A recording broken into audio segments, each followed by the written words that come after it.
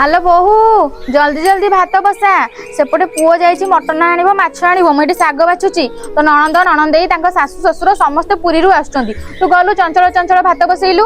बोऊ आज एते लोक आसबे मते रोसे करिया डर लगुच। आज तमे रोसे कर मु तुमको सजाड़ी सब दे दउची। हाँ हौ तू व्यस्त हो ना मु रोसई बास सब कर देबी तू जाएंगे तळु सब जोगाड़ जंत्र करबु जा। हेलो हाँ भाई कुआ बापा कहले जमी बाड़ी भाग बंटा हबो तू तो भाग नवा पई आज के पेपर रे सिग्नेचर कर दे जा पेपर रेडी हें की अछि बापा कहथिले। हाँ हौ ताले मु आज जिबी और रखुची।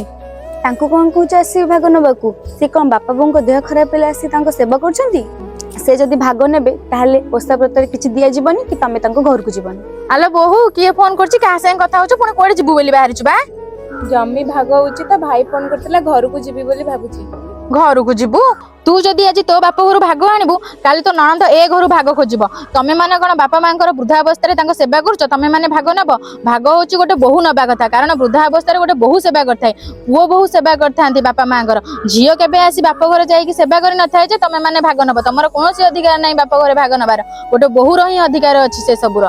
आज यदि तू बाप घर भाग आनिबु काली तो भाई असुविधा सुविधा आसी ठिया हबटी आमर बाप घर कौन संपत्ति भाग आनिबा दरकार नै तू बाहर छु जदि जा बुलिकिरी आसीबु किंतु आमर कौन भाग दरकार नै हला। हौ बोऊ मो सासु जहा कहले ठीक ना भूल कमेंट माध्यम रे निश्चिंत जणांतो।